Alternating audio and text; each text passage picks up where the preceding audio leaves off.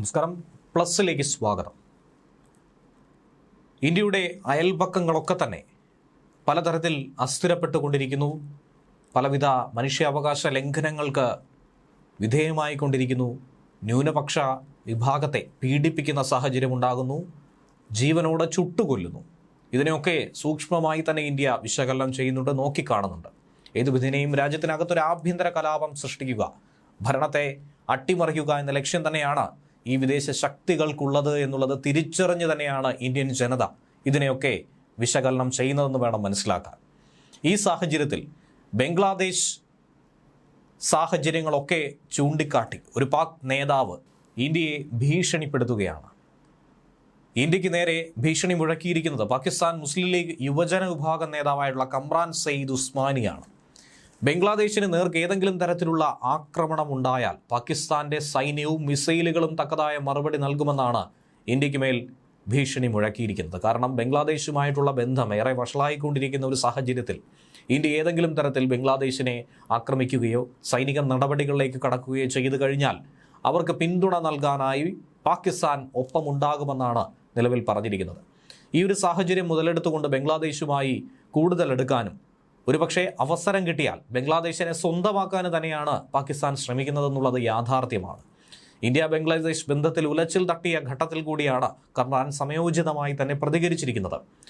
ഇടക്കാല സർക്കാരായ മുഹമ്മദ് യൂനസിൻ്റെ ഭരണത്തിന് പിന്തുണ പ്രഖ്യാപിച്ചുകൊണ്ടും അവർക്ക് വേണ്ട വിധത്തിലുള്ള സഹായങ്ങൾ വാഗ്ദാനം ചെയ്തുകൊണ്ട് തന്നെയാണ് പാകിസ്ഥാൻ നേതാക്കൾ ഈ അടുത്ത പ്രതികരണങ്ങളൊക്കെ തന്നെ പങ്കുവച്ചത്.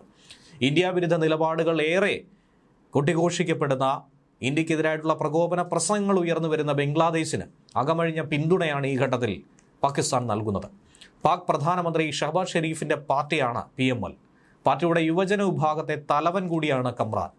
ബംഗ്ലാദേശിൻ്റെ സ്വയംഭരണ അവകാശത്തിന് നേർക്ക് ഇന്ത്യ ഒരു ആക്രമണം നടത്തുകയോ ബംഗ്ലാദേശിന് മേൽ അഖണ്ഡ ഭാരത പ്രത്യയശാസ്ത്രം അടിച്ചേൽപ്പിക്കാൻ ശ്രമിക്കുകയോ ചെയ്താൽ ഒരു ഘട്ടത്തിലും ഒരവസരത്തിലും പാകിസ്ഥാൻ ക്ഷമിക്കില്ല എന്നാണ് കമ്രാന്റെ ഭീഷണി.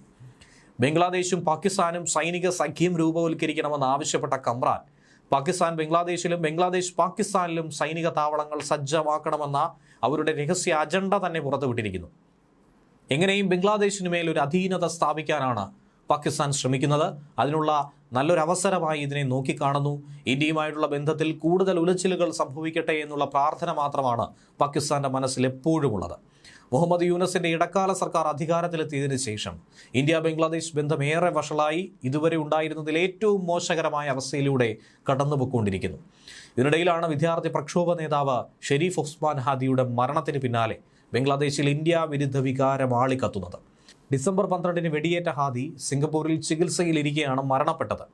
ധാക്കയിലെ വിജോയ് നഗർ പ്രദേശത്ത് തിരഞ്ഞെടുപ്പ് റാലിയിൽ സംസാരിക്കുന്നതിനിടയിലായിരുന്നു അജ്ഞാതർ ഹാദിയെ വെടിവെച്ചിട്ടത്. മുഖംമൂടി ധരിച്ചെത്തിയവരാണ് വെടിയുതിർത്തത്. ഹാദിയുടെ തലയ്ക്കാണ് വെടിയേറ്റത്. ഗുരുതരാവസ്ഥയിലായതോടെ വിദഗ്ധ ചികിത്സയ്ക്കായി സിംഗപ്പൂരിലേക്ക് കൊണ്ടുപോവുകയായിരുന്നു. ഹാദിയുടെ മരണത്തിന് തൊട്ടു പിന്നാലെ ഉണ്ടായ സംഘർഷത്തിൽ വ്യാപകമായ നാശനഷ്ടം തന്നെയാണ് ബംഗ്ലാദേശിൽ ആകമാനം ഉടലെടുത്തിരിക്കുന്നത്.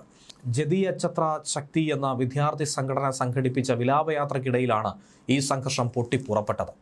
സംഘടന ആഭ്യന്തരമന്ത്രിയുടെ കോലം കത്തിക്കുകയും രാജി ആവശ്യപ്പെടുകയും ചെയ്തിരുന്നു.